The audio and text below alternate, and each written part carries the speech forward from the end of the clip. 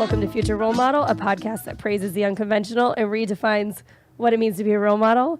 I'm your host, Natasha Pearl Hansen, still recovering from losing my voice, so excuse me for sounding like I'm gargling. I don't know what I'm gargling. And I have my amazing guest here today, Brian Monarch. NPH is in the house. Yes! Oh my God, I've been excited. It's funny when you have a podcast, you just make a list of friends or people that you haven't seen in a long time. You kind of keep this like ongoing list of people you want to have on as guests. And now here we are.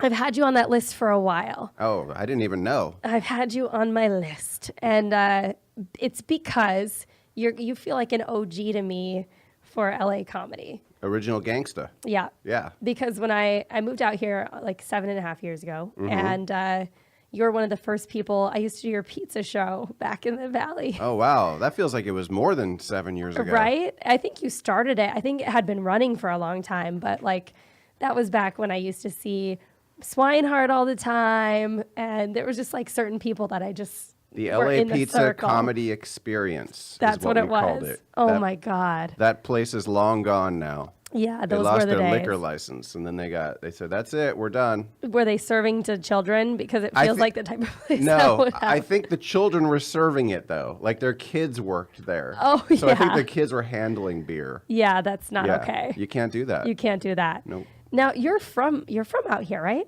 Yeah, I've lived in the Valley my entire life. Yeah, because I remember you had the jokes about the Valley girls you used to date back in the day. Yeah. The sick, sad part is I still do that joke when I run out of material.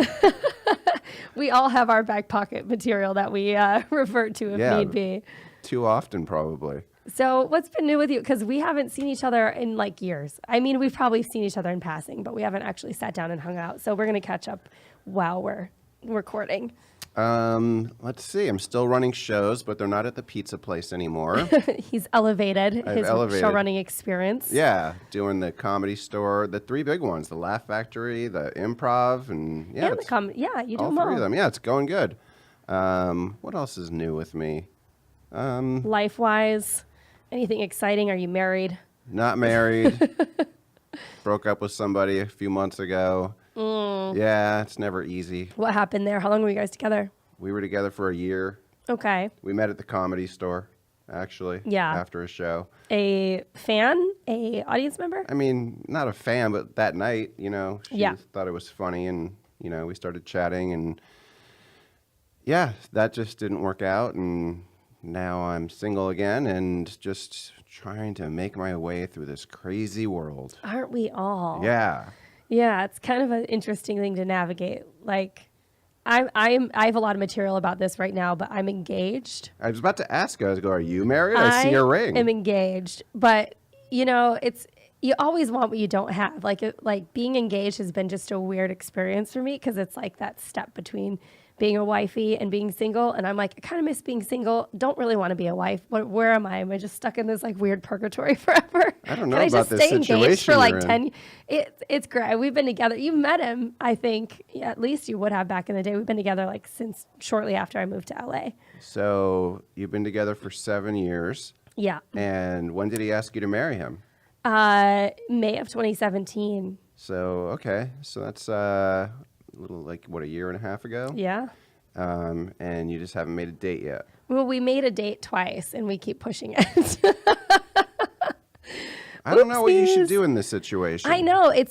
We have such a good situation. It's just one of those things where I'm like, I don't, what's up with the Maybe just say, let's just keep going. I like the ring. I'll just keep it. And Yeah. I think maybe there's something in our comic minds or whatever that like paperwork scares you. I don't know. The idea of like signing something that makes something official is like, is this going to pay me or? Well, do you not want to have sex with anybody else for the rest of your life? I mean, that sounds horrible. Like, why Yeah. don't we do that to ourselves at all? I'm just kidding. I don't know. Maybe just don't do it then. No. We'll see what happens. We'll see what happens. You're like, I'm supposed to be interviewing you, motherfucker. Get off this topic. Did you guys live together when you broke up?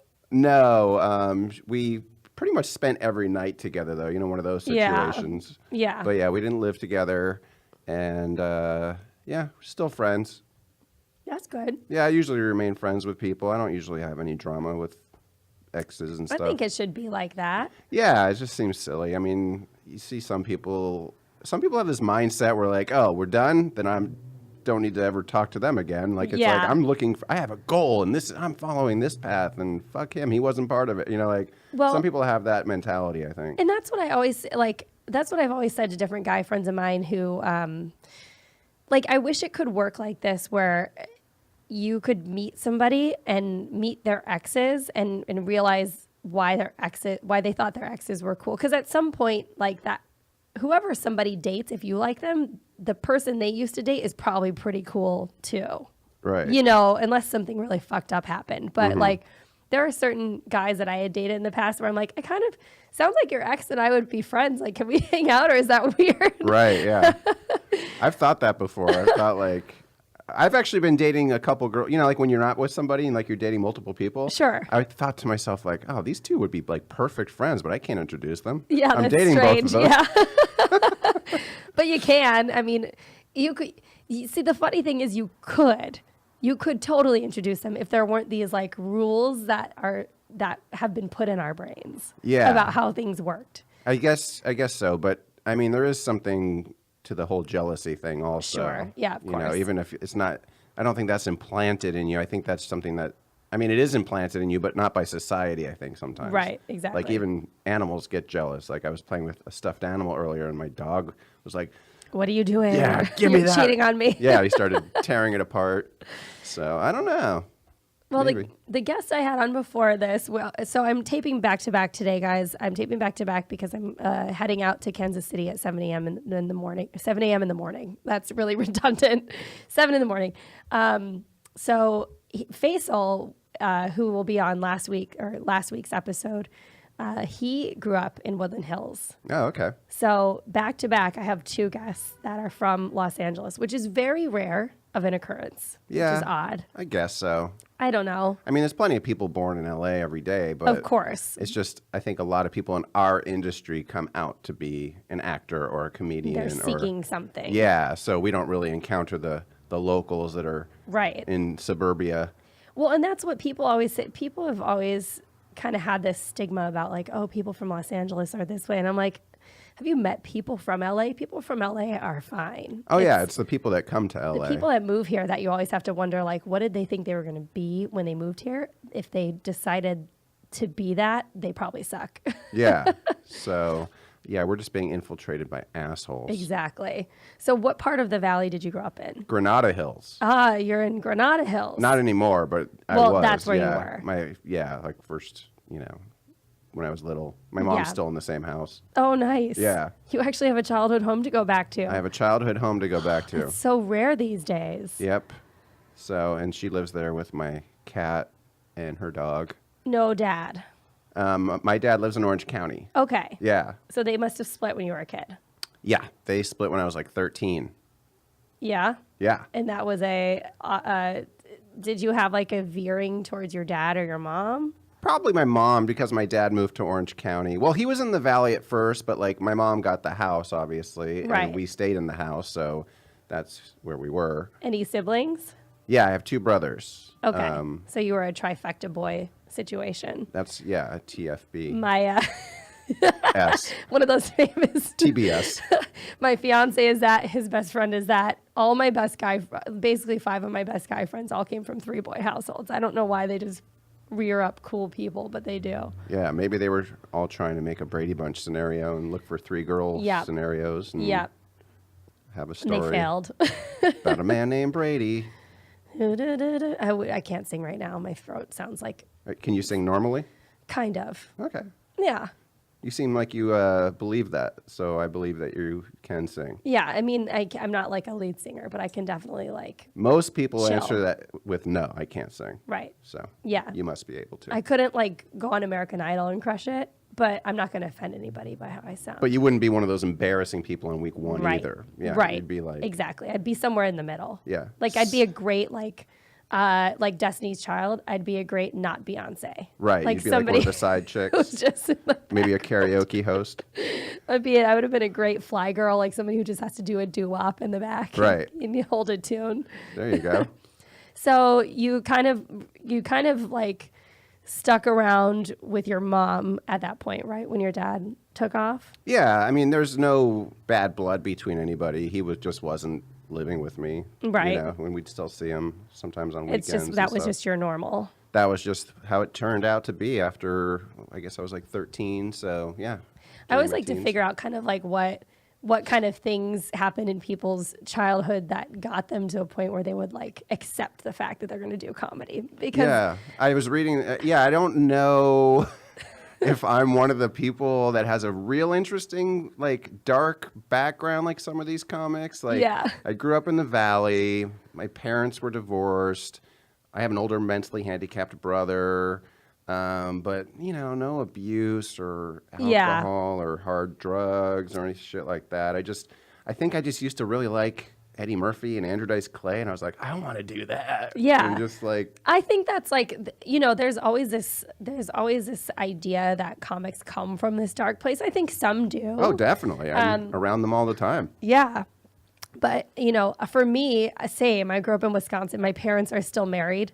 Granted, they probably shouldn't be, but like, you know, sometimes I look at things so pragmatically as an adult, and I'm like, why didn't you guys just like not do this? No wonder you don't want that ring anymore. Just kidding. Right? Exactly. There's my therapy. But I didn't have, like, my friends are all awesome. Yeah. Like, yeah, same. Like, I just really enjoy. So we'll just hang out at the Comedy Store in the corner, just We'll look be at all the these other positive comics, people. be like, look at all these fucking losers. So I don't know much about your backstory, but like growing up in LA, because Face was kind of talking about this, but was there some sort of party scene or anything that you got into starting at a young age? No. Really? When I was young, let's just go to junior high. Like, I hung out with one dude. We liked to play video games on the Commodore 64. We pirated games, and like that was our focus. And like That was the only goal. Then I got to high school, and we did like girls, but we were like really shy. You know, it was like really hard to talk to girls. Then we started going to Magic Mountain and hanging out at the dance club just standing there and not dancing, you know, and just not knowing what to do. And once in a while, we're going to go tonight. And I guess our game plan was maybe someone will approach us. You know what I mean? Like, but that usually doesn't happen. But eventually, it all worked out. Yeah. Oh, video games, man. That was a big thing. I actually grew up kind of like a tomboy in the sense where like I wanted to be friends with all the guys. So I had to learn to like video games, even though I didn't really I feel like you played them. Nintendo. I did. Yeah. And I played Nintendo 64. Donkey Kong Country, the 007 game. Oh, yeah, that was a big one. I didn't get into that one. Great. GoldenEye, right? Yeah, but it was back when the first person shooters were a little bit more glitchy, so that it was like easy to get caught in a corner and have like a spat, like your character would almost seizure in a corner because My friends used to play Doom 2. Oh yeah, Doom. Yeah, that was the same sort of, first person, one of the earliest first person type shooter games. Yeah. Those get me nauseous, actually. I know, they do. They're very spinny. Yeah, and the weird part was, this is what I noticed, like if I was on a level I knew, I wouldn't get dizzy. But like if it was a brand new level, I'd be like, whoa, like I'd have to stop for a while. Yeah, it's kind of like that Martian feeling. You know, I'd imagine if an alien came here, they'd be like, oh my God. Yeah, like Vertigo. Martian Vertigo. So when you were graduating high school or whatever your trajectory was, did you plan to go to college? Did you go to college? I did go to college for a what? very long time. Really? Oh, yeah. Were you like the Van Wilder of Los Angeles? Basically, I had a full-time job in retail after I got out of college. After I got out of high school. What place? Multiple places. I worked at Sears. I worked at Fry's Electronics. I worked at Circuit City. Ooh. All that shit. Ooh, and so I was working full-time, and then I would go to school part-time. Mm-hmm. And,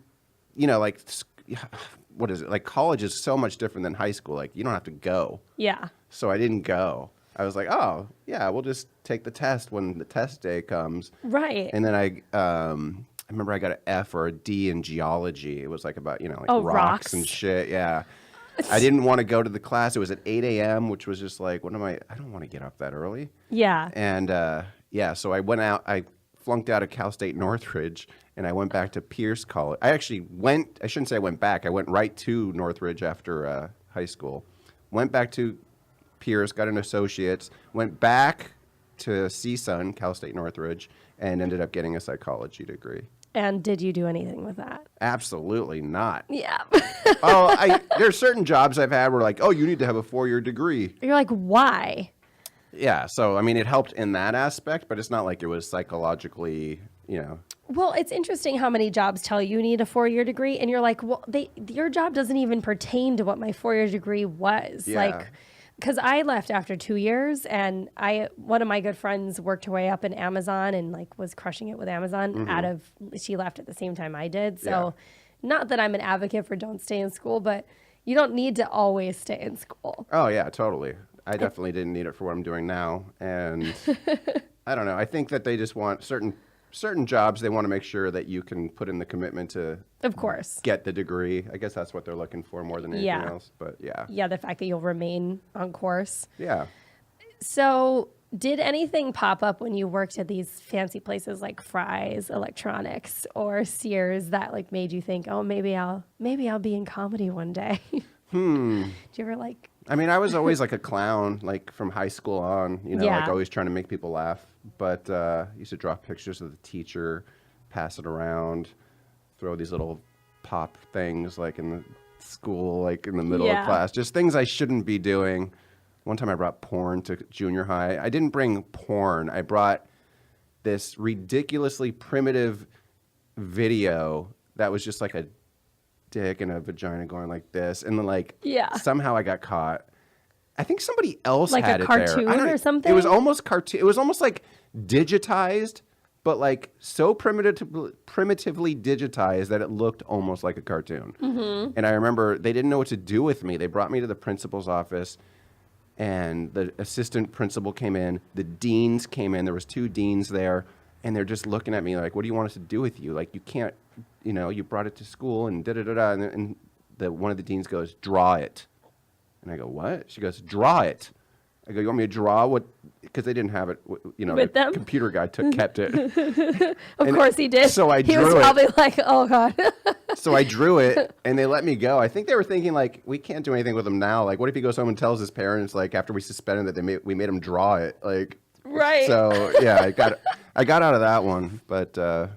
I've had conversations with people about this before, but when Superbad came out and how he did all those dick drawings. Oh, yeah. I used to do that. I used to doodle dicks. I used to have a character. My friend Mark used to love this. I would draw it all the time. His name was Dick Man, and it was this big one-eyed green monster, and he had a huge dick, and he loved having sex with chicks. Of course. But they were like too small for his dick, so it was like, just to see these cartoons. So he would just like smash them. It was pretty much, yeah. It was, but they wouldn't be like. It would just be like. It would almost look like this girl was meant to be a condom for him to bang somebody of his own species. Oh, man. I haven't thought about that in forever. Oh, I would love to like find our archive of these dick drawings. Do you have those saved anywhere? No, but I remember it pretty well. I mean, I could even draw it for you. You could see. Draw it. Like. Yeah, draw it. I'm in the principal's office again. That's called a callback, guys. That's called a callback. Yep. Well executed. I used to doodle. The only thing I could doodle was like vines and dicks. So I would make these like dicks that grew out of vines. Oh, I thought you were going to say you made a huge dick with vines going around it. That would have been cool. Yeah. But I did a lot of like inconspicuous dicks where if the teacher would walk by, it would just be like, oh, that's just... And then that morphed into like getting really detailed and then just passing them as notes to my friends. Well, I guess you're not a lesbian. I guess not. I just talked about that with Faisal on the last episode because I tried. I wanted to be for a while. But you were... when I was in my 20s. Oh, okay. And I like tried to like date a couple girls and I just couldn't. I couldn't do it. Yeah. It wasn't me. There's a lot of drama in the lesbian community. It just seemed there's so much drama in the LBC. That's the kind of lesbian hard community. I got turned on to the lesbian community because there was one really hot lesbian that was a trainer at my gym. Or she wasn't even a trainer, she was a salesperson, and her name was Monica. Monica, the hot lesbian. And I was like, I could date girls. I could for sure date girls if this is what being a lesbian is. Did you ever get to go out with Monica? No, yeah, we went out for drinks a bunch of times, and we didn't ever like make out or anything. We just like cuddled one night, and I was like, "This is cute," and I was like, oh, "I need a dick." Need a dick. I need a dick with a vine around it. Oh, what a weird. Well, one day when we find these archives, we'll post them, and I'll do a whole like sizzle reel of what. I'll draw Dick Man and tag you on it. What could have been, and we'll do like our own beginning of whatever that movie was that I just named. I feel like your fantasy is to have like a gangbang in the Amazon rainforest with vines around you now. It might be. It actually. might be. You're like, that doesn't sound so bad. It doesn't sound terrible at all. Like I'm really into Amazonian skin color. There you go. So did you have any point in your life that was kind of like a not good role modeling moment for you? Not good role modeling moment. I didn't prepare for this, by the way. No. It's okay. You don't have to. It's just a conversation. Let me think. Role modeling moments. Because basically I like to kind of think of along the lines of, all right, we haven't always been great role models. I was never like a great role model for my younger brother. Like I used to beat him up all the time. Yeah. So that's kind of what younger brothers are for. I know, but like now he's making me feel guilty about it lately.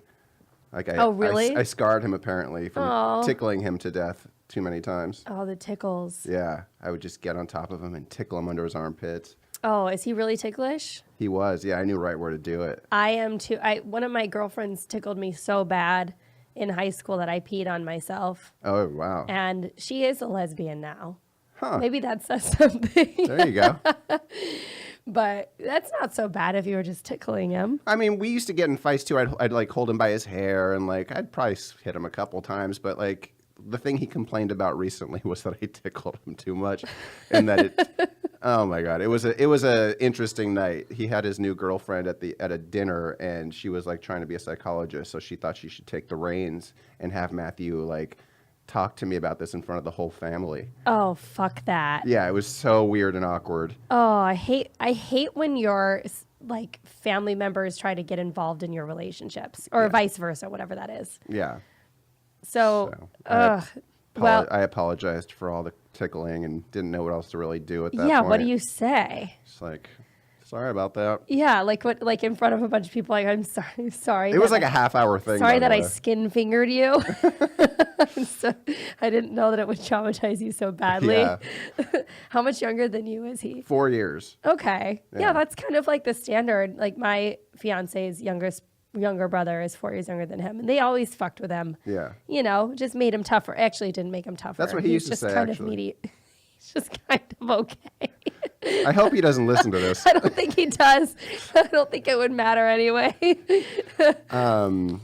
So, do you guys live together? Oh, me and my fiance? Yeah. Yeah, we do. We lived together for like 6 and 7 years. Oh, I didn't realize that. Okay. Yeah, for a long time. So you know what it'll be like. Oh, yeah. That's cool. Yeah, I mean, and it's easy. You guys still getting it on a lot? Every once in a while. Every once in a while? You know, it's just, I think sometimes you just get, I shouldn't say you as in like the overall you, but I think sometimes I just get bored. And maybe it's just the comedic mentality in me and the hustle in me. Like I always like to be doing something new and fresh and have things I'm working on. And I kind of look at relationships in the same way. I like to collect relationships. I mean, I have a BS in psychology, as you know, and from just this little 40 minutes we've talked so far, so like, yeah, maybe you should get out there. Have you guys ever talked about having an open relationship? I'm writing a series about that right now. Actually, it's coming out really soon. Oh, okay, cool. Called Monogamish. Monogamish, that's a good title. So, you know, I don't know. This is why I've always told people as you age, you have to be more open-minded because you might just like one day be like, hey, this needs to change. Yeah, I think a lot of people would tell you, like, if you don't plan on having kids, like, there's really no purpose for the marriage thing. Like, right. You know? Yeah. That's the only reason I could see. Or, I mean, you know what? Sometimes people are just like, you know what? You look in their eyes and you're like, I never want to be with anyone else, and I want to be with you forever. And they say the same thing, and you're like, we should get married and make it real. And then, I don't know. Sometimes it sounds really magical. Like, I don't know. I was talking about it on a show last night, and I was just being, I'm kind of a tomboy in that way. Like, when we got engaged, I was like trying to make some calls to get a feel for, you know, where the fuck you get married. Mm-hmm. And I called a couple places, and they'd be like, This sounds like it's gearing up to be a Vegas wedding. Right. I already had the bachelorette party in Vegas. Oh, okay. Like right away. Sorry to interrupt. Go ahead. No, you can. And I would call these places and they'd be like, we want to make you feel like a princess. And I was like, what? What makes you think I want to be a princess? Like nothing, I don't want to be you. Because you're getting married. That's what anyone who's getting married wants to be a princess. No. I just kind of want to be like the evil stepsister. Yeah. I don't know. I'm thinking, well, you know what I think. So yeah. What would you say is like one of the weirdest relationships that you were in growing up, or like even in your teenager 20s or whatever? Like with a family member? With a girl. With a girl? Yeah. Strangest relationship? I mean, I don't think we ever made a commitment, but there was this one girl who was absolutely batshit crazy. Yeah. Is she the one you used to talk about in your set? No, I don't think I ever talked about this one in my set. Okay. Yeah. I mean, I could give you a real quick gist of what happened. Totally. Okay. So we met on AOL in a chat room. And let me tell you, this was the first red flag. The first thing she texts me, she hit me up in one of these rooms. She goes, "Want to fall in love?" Not, "Hi, my name is Brandy." Just, "Want to fall in love?" So she was scouting. Yeah. And at that point, I probably had been with one or two people. And I was just like, okay. Sounds good. Yeah. I mean, like, let's see where this takes me. We met up, and I'm going to skip some of this. I'm just going to get right to it. Like, we had sex eventually, and the condom broke. And she says, "I'm going to get plan B." And I was like, okay, cool. And we break up a couple months later. She was crazy, by the way. Like, the first night we met, I picked her up and we were going to this Commerce Card Club to play poker. Mm-hmm. And it was her idea. And I think she was like an escort for like Asian businessmen, and she went there a lot. Oh, yeah. Yeah. It was like, I know some peeps who have done that. Yeah. And we get in the car and I get pulled over. And she's like, "Do you want me to cry and get us out of this?" "I'll cry. Don't even worry. I'm going to cry and get us out of it." I'm like, "Please don't do that. Like, it's going to be fine. I just met you 2 minutes ago. You don't need to put on a thing for this cop." Right. So, and then it got to the point where she was like, I can't do this anymore. Like, this is crazy. Like, I'm trying to think like what she did initially that was crazy. Like, there was one point where I'm like, she wanted to have a threesome, which was great, I thought. Right. We went up to this girl's house, and we were playing Truth or Dare, and we get up there, and the girl was just not good looking at all, okay? Just like, just so, like, if I were to draw my ideal woman, this is the opposite. We are playing. I like how everything is coming back to like drawing something. Right. I want like a whole pictogram after this. So there's no way out of this situation. I'm playing Truth or Dare with her other than saying like, I don't want to do this anymore. So the girl had to go to the bathroom. Mm-hmm. And I go, "Hey, I don't want to have a threesome with this girl." They were doing a couple of, they did it, they were like, I think one of them sucked on the other girl's boobs, and like we were doing a few things. And then she went to the bathroom, and I go, "I don't want to have a threesome with her. I know this is crazy, but I don't." She goes, "Fuck you." She smacks me in the face as hard as hell. Like, I was just like, whoa. I said, "What? Fuck you. I'm getting the fuck out of here." I went down to my car. She chases me down there. And you know how like it is with crazy chicks? Like, you're just like, there's just something about it. Next thing I know, we're having sex in my fucking car. Like, and that's how stupid I was in my 20s. Yeah. So yeah. I'm like, we can't do this anymore. I break up with her. I'm at her place one night. She goes, "If you leave, I will call the cops and tell them you raped me." Oh, God. Yeah. Come on, ladies. So I stayed. Yeah. And then. No, that's not the way. Yeah. The next week, I was like, "I'm not doing this anymore. I can't do this anymore. We're breaking up." She goes, "Okay, I want my $50. And I go, $50 for what? She goes, "The plan B a few weeks ago." I go, "I've been buying condoms and taking you out to dinner. Like, no, I'm not paying for the plan B that you paid for already. Like, if you wanted it, you should have asked then, you know?" Yeah. Like, don't just spring this on me. So she's like, "I want my $50. And I go, "No." Like it's some sort of severance package. Yeah.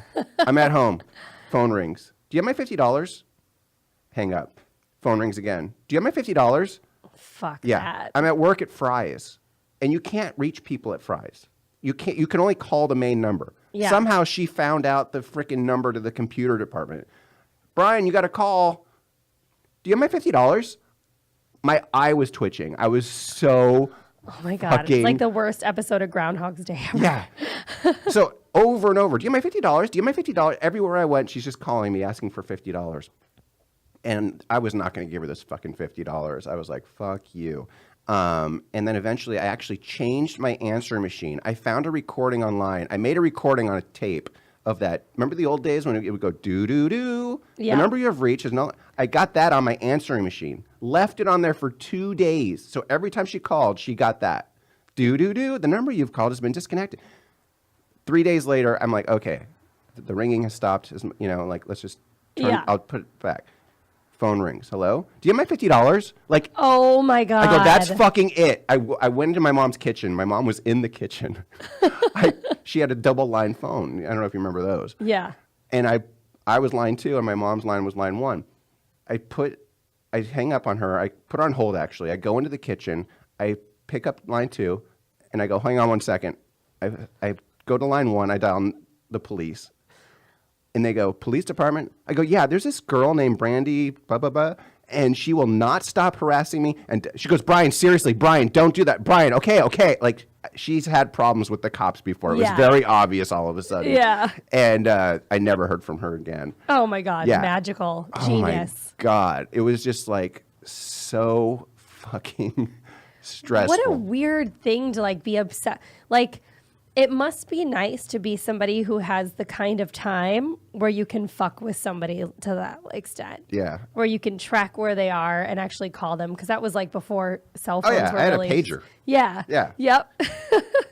Oh, I know those days. And I miss them. I miss not being easily accessible in a way. Yeah. I mean, we're addicted to our phones. I know. It's kind of disgusting. All the time. Although I'm going to Arkansas on Sunday for a couple of days to visit my grandparents, and they don't have like service or Wi-Fi, and it's going to be amazing. They don't have Wi-Fi? I don't think so. It's a ranch. All right. You're going to be out there. Arkansas, man. Arkansas. I'm doing it dirty style. Let me know how that goes. So I know you didn't get into any necessary trouble as far as like drinking or partying, right? We drank and stuff. I started smoking weed when I was like 30. My ex-girlfriend at the time, she's like, please try it with me. I'm like, no, I'm not smoking weed. I've gone this long. I'm not starting now. She comes in one day. She has like a baggie with some weed and a pipe in it. She's like, come on, let's do it. And I'm like, there's no fucking way I'm doing it. She was a pusher. Yeah. And then I remember I always wanted her to watch Young Guns with me.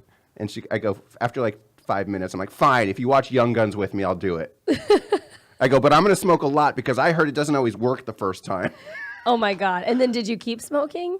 Yeah, I smoke every once in a while. You know what? Lately, I don't give a shit. Like, I do it if other people are doing it, you know, just like every once in a while. But it's not like, it doesn't make me feel like it makes some people feel. Like those stoners, like, I'm not like, oh, I need some weed ever. You know what I mean? Me either. I'm not a smoker at all. Yeah, but if I'm like going to watch South Park or, you know, if, you know, it's good for sex too. It actually does make sex. Really? Right. Yeah, it does. I don't think I've ever had sex high. Oh, you should try it. Maybe that'll can be the get catalyst you back, back in the saddle. Turning things back around. So if you didn't party hard, did you have any run-ins with cops or do anything fucked up in that regard? Nothing too crazy. One time I stole something from Rosarito. There was this taco stand, and this guy had this. The guy who was serving the tacos had one lazy eye, I remember, and he turned around for a second, and there was these 2 ceramic pastry plates, like they were fake pastries on a plate. But they were all Mexican style and like cool looking. Yeah. And I remember he turned around for 1 second. I went like this and just put it below the counter, and I stole that shit. How did that make you feel? Like a badass. You're such a badass. I still have it.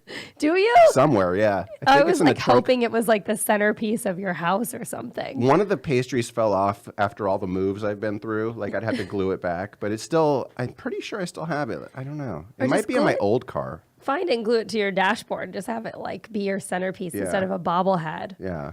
So at what age did you start dabbling in stand-up? The first time I ever did comedy was 1998. Shit. I stopped for many years in the middle. Oh my God. I didn't realize. Yeah. It was like the Laugh Factory open mic. Yep. I tried that a few times and it was real bad. Real fucking bad. This is true. I have the audio of my first 2 or 3 sets. How? Because I had a micro cassette recorder. Oh, yeah. And I recorded it, like they said to in the book that I read. Mm-hmm. They also said go to a coffee shop. Don't try a comedy club your first time. Yeah. But I was like, so I went to coffee shops just to watch. Nobody's laughing or paying attention. I'm like, fuck this. I'm not doing this. Right. So I'm like, I'm going to a comedy club. Yeah. I was so nervous. But I turned the audio from the micro cassette into an MP3, and I haven't listened to it in like probably literally 15 years because it makes me cringe. But someday I'll listen to it again. Oh my gosh. It's so hard to listen to that shit though. I've been talking about that recently with like a bunch of chick comics that I'm friends with, that I really want to have an old school style slumber party night, and all of us bring the oldest piece of footage we can find. You know what we should do? We should run a show where on stage. Oh my God. They play 2 or 3 minutes of some old ass comedy, and then they do their set. Oh my God, that would be amazing. Do you want to team up on that? Yeah, I would do that. I would do that. And I would play my old shit for the first time in so many years. I would too, because it was about taking a poop and needing to read while I shit. Like, I'll grab a cereal box or grab my deodorant. I have to read something. It was so stupid. Oh my God. The first joke I ever said on stage, nobody laughed because it didn't make any fucking sense. What was it? Do you remember it? Yeah, I remember. This is how I figured out the first time I went on stage, because the movie Godzilla had just come out with Matthew Broderick. Oh, wow. Like that old-ass Godzilla movie. And everywhere you looked in Hollywood, there was these crazy signs. There was buses that said, his tail is longer than this bus. And there was like billboards that said, his claws are bigger than this billboard. So I get on stage. Now, mind you, it took me forever to finally actually do comedy when I wanted to start. I was too nervous. Yeah. I finally went to the Laugh Factory and did it. And the movie was long gone. And even if it wasn't long gone, they still wouldn't have got what I did. I get on stage. This is so hard to even tell people. I get on stage. First thing out of my mouth is, his dick is longer than this stage. Nobody knew what I was talking about. All I heard was cars going by on Sunset. And I didn't have the wherewithal to think, nobody would know what that is because it's been gone for 6 months already. Like, it's just so stupid. Oh my God. I love thinking about, and like when you're at that stage too, you don't know how to like handle lack of response. Yeah. If you do something now and it doesn't quite go over, you can like comment on it. But like, because I remember. Real fast. How many years have you been doing comedy? This is I started in end of 2010. Okay, so you're almost at 10 years. Getting close. 9 years. Okay, so I'm sorry to interrupt you again, but I was thinking about our new idea. Yeah. So we'll have to say, like, you have to at least been in comedy for 8 years, because it can't be like someone that just started 3 years ago. Right. And just has like a clip from 3 years ago. Oh, look at my old stuff. It's like the same shit that they do. Yeah, it's got to be like old. Because the way I always talk about it to people is like your first year and a half is really vital, because that's when you decide like if you want to do it or not, kind of. Yeah. It's not always the same, but so that's kind of like, all right, am I at least decent enough to stick around? Yeah. Year 1.5 to 3 is kind of the cocky zone where you think you're better than you really are. Really early. I swear to God, I'm so glad you just said this, because you just brought something to my mind. We should call the show like Comedy Rewind, by the way, or something like that. I love that. Yeah, or Comedy Flashback. Oh my God, I love it. I'm saying all this now because it's going to be recorded, and we'll be able to look back and be like, what did we say we were going to call that show? Yeah, exactly. The funniest thing is, like, when you're cocky, you're like, I used to make Word documents or word processor documents of my jokes, and I'd be like, maybe I should mail them to myself as like a poor man's copyright, so nobody else, if anyone else tries these jokes, I'll have proof that I mailed it to myself. Like, I thought I was such a genius with my reading while I poop jokes, that I was afraid other people would take it. And like, it's so fucking sad, the mindset you're in when you start comedy. I'm ready for a special. Oh, and people just give me a special. I'll do it right now. I have an hour. I know I've only done 10 open mics, but I could do a special. And I want to say to people, I'm like, what do you think you're saying? Oh, I'm just funny. And I'm like, well, what are you saying in your out? Like, what are you gonna say to people, dude? It's so bad, the mindset. And like, now we have to deal with people who think they're the comedy geniuses that are just like starting off. Well, now I see those people that are in that 1.5 to 3.5 years where they're like, yeah, and they're talking about it like they're OGs. And I'm like, this is hilarious to me now, because I remember that phase thinking that I was, better than I was at that point. And then hitting year 4 and being like, I got to throw everything out the window. This is all garbage. Yeah, you find out pretty quick, actually, like, I don't know. It's almost like American Idol, though. Those guys who think they're singing so well, and they're like, hello. You know, it's like the worst singers ever. Yeah. It's like how we are with comedy. We're like, I'm a fucking comedy genius. Yeah. Because I came up with this thing in my head that doesn't translate because I don't have any jokes, really. It's so sad. Just one joke. I remember trying to do my first half hour that I definitely didn't have, but thought I did because I had exactly 30 minutes worth of material. Yeah, like they ask you to headline a bar or something. I had that same thing, and I'm like, oh shit, I thought I had 30 minutes easy, and I like had brought all these notes on stage. Oh, me too. Yeah, so many notes. I had notes, and I had written notes on my arms. This show, it was at a gay bar in Chicago, and they had me headline with 30 minutes and were paying me $100, which at the time I was like, oh my God, this is such good money. I'm doing really well. Oh, I ate shit. Yeah. It was the worst. And I don't think I ever played there again. I mean, with good reason, but like, what the fuck? I had no business doing that.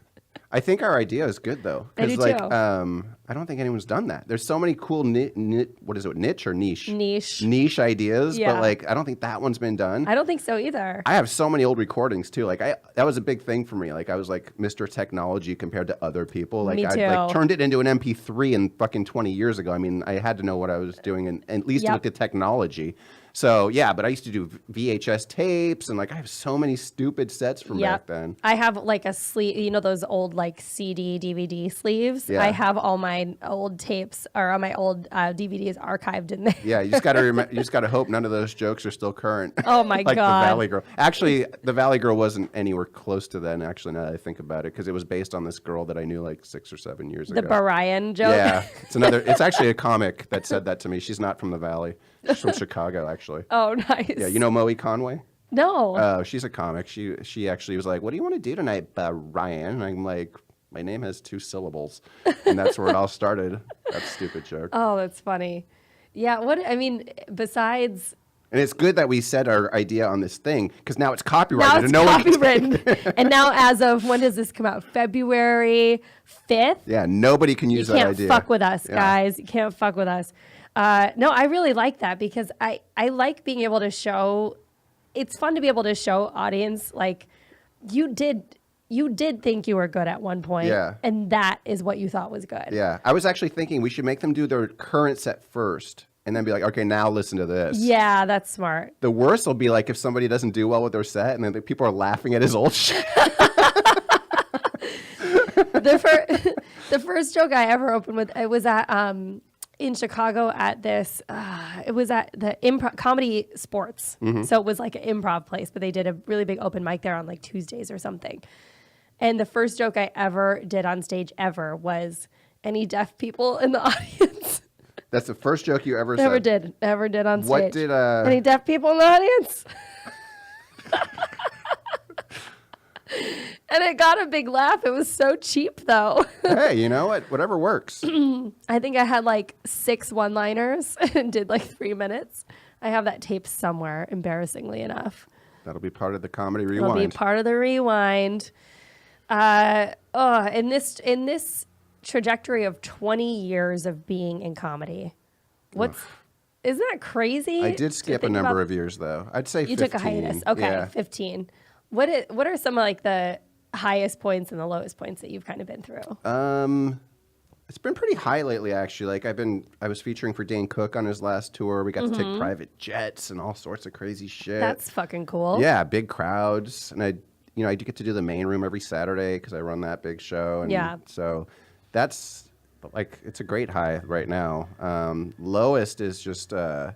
When you drive to these shows and you're like, why am I doing this? Sometimes I still do it. I'm like, I just say yes to shows and I'm like, why would I want to do this when I have like 2 or 3 great shows every week? But I guess you got to keep trying those things. Yeah, I do that sometimes too. Like even yesterday we had Paul's show in Pomona and I love Paul, but I did not want to drive to Pomona. Yeah. Like I was gearing up, Lori Douglas is my neighbor. And so she came over and I was like, God, I don't feel like driving. We like had to flip a coin on who was going to drive. Yeah. And I remember thinking, maybe I should just not go. And then because sometimes that drive can feel really daunting if you're like playing in Irvine, or I've done that before with like improv, Comedy Juice at the Irvine Yeah, Improv, I did where that I'm like, I don't know if I should do this spot. Is it really worth driving for 15 minutes? You get down there, there's like 12 comics on Comedy Juice. Right. Like, okay, you can go first. You're doing 6 minutes. And you're like, what the fuck am I doing here? But we got there last night, and it was such a great show. We stayed till to the end because Tamara Katan was headlining, and sometimes you still do those spots because you're like, A, I really like the people on the lineup. Yeah. B, I need to get the fuck out of LA for a night. Yeah, that's true. Traffic is such a fucking nightmare, especially to Irvine. It's such a nightmare. I was featuring for Theo on Friday, just 2 shows that night. Yeah. And just driving down there took 2.5 hours. Yeah. It's just crazy. Yeah, and that's why it's like I opened for Jeselnik this time last year at one of the improvs. I don't know if it was remember if it was Brea or whatever it was. But he takes a car. I'm like, if somebody was driving me, I would be fine. Yeah. If I was cool enough for somebody to chauffeur me, I think I'd be cool. Yeah. Was the place packed at Irvine? Yeah. I mean, that's what's different. And when you get outside of LA, those clubs are like slammed. Yeah. Was it people totally full, like 500 people full? Yeah. That's awesome. Yeah, every show. That's worth it then. Mm-hmm. Yeah, I mean, that's not bad. I mean, those are great to play. Those always make you feel great. Yeah. Like and that's what people always have a misconception about. They're like, oh, if you play a big crowd. I'm like, big crowds are your dream. Yeah. Your percentages go up, and there's just like a chemistry that happens with people where they actually want to laugh. You play the main room and it's full. Like, it's really hard to have a bad set. Once in a while, there's bad crowds though, and sometimes a small crowd is great. Like it's crazy how like sometimes you can have 500 people and like it's like they're just like all weird and like then you go to like up to the belly room and there's 30 people and they're laughing their asses off. I fucking love the belly. Remember the show I used to run in the belly room? It was like my favorite. What was it called again? Deep Dish. Sounds familiar. I'm actually headed there right after this to do a belly room spot. Oh, yeah? Yeah. A show that you run or that you're on? No, someone else is running it. And then I'm doing my main room show right after that. So Me and Courtney Sherman just started a Comedy Store show back up. And because I hadn't really been doing a ton of, like here and there, I do other people's shows, but I wasn't sticking around the Comedy Store for a while. And now I'm back. That's cool. Nice. When did you already have your debut show? We had the debut show and it was really great. Good. How did pretty packed? Yeah, it was pretty packed. It wasn't standing room only, but close. Yeah. I mean, it was everything besides the back row of the upper tier was full. Perfect. That's a perfect room. Yeah. If anyone's been to the belly room, that's a pretty good scratch on the back. But we were proud of it. I mean, we did the Sunday late spot, which is like the fucking that's hard to hardest one. Well, maybe next time they'll give you a better. But if you target people that work in the service industry to come, that's perfect because that's their Friday. Yeah, they get off late.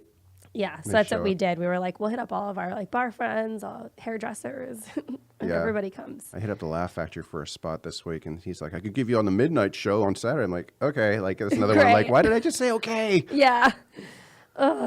Awesome.